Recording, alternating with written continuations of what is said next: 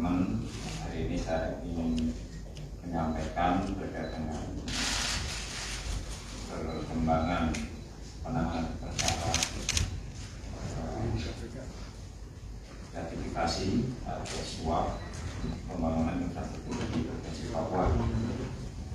Menindaklanjuti masuknya laporan dari masyarakat yang selanjutnya dilakukan pengumpulan berbagai informasi dan data yang baik, sehingga ini telah menemukan adanya bukti pengumpulan yang cukup. KPK melakukan penyelidikan dan berlanjut ke tahap penyidikan dengan menetapkan dan mengumumkan tersangka sebagai berikut. RL ini dari pihak swasta, yang bersangkutan adalah Direktur PT TBP. Kemudian saudara LE ini Gubernur Papua periode 2013 sampai 2018 dan periode 2018 sampai dengan 2023. Untuk kebutuhan penyidikan, penyidik menahan tersangka RL untuk 20 hari pertama, yaitu mulai hari ini tanggal 5 Januari sampai dengan tanggal 24 Januari tahun 2023 di rutan KPK pada Gedung Merah Putih. Adapun konstruksi perkaranya juga telah terjadi peristiwa sebagai berikut.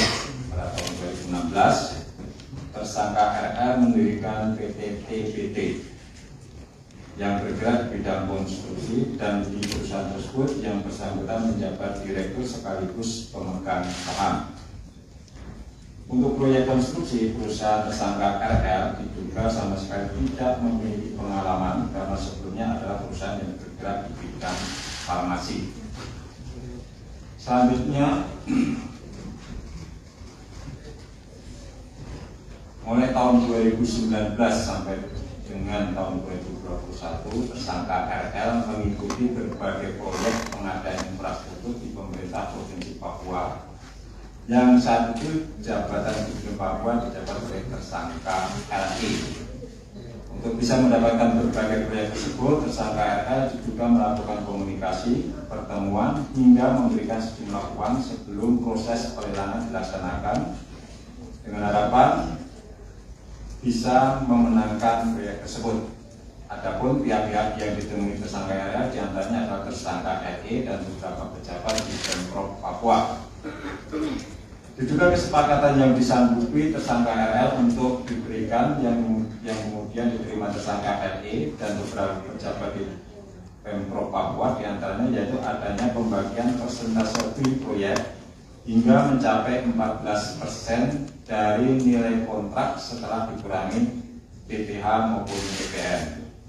Paket proyek yang didapatkan tersangka RL antara lain sebagai berikut, diantaranya sebagai berikut: proyek multi-yes peningkatan jalan Entrop Hamadi dengan nilai proyek 14,8 miliar.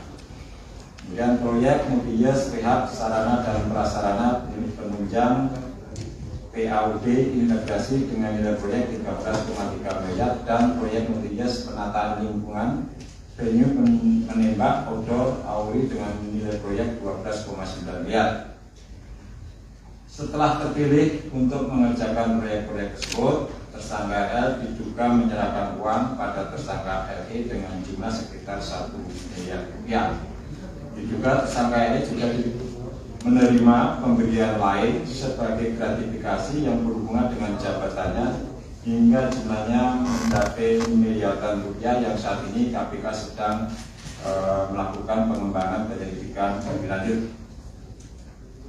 Para tersangka disangkakan melanggar, untuk tersangka RL sebagai pemberi disangkakan melanggar pasal 5 ayat 1 atau pasal 5 ayat 2 dan pasal 13 Undang-Undang Nomor 31 Tahun 19 tentang Pemberantasan Tindak Pidana Korupsi, sebagaimana telah diubah dengan Undang-Undang Nomor 20 Tahun 2001 tentang perubahan atas Undang-Undang Nomor 31 Tahun 19 tentang Pemberantasan Tindak Pidana Korupsi.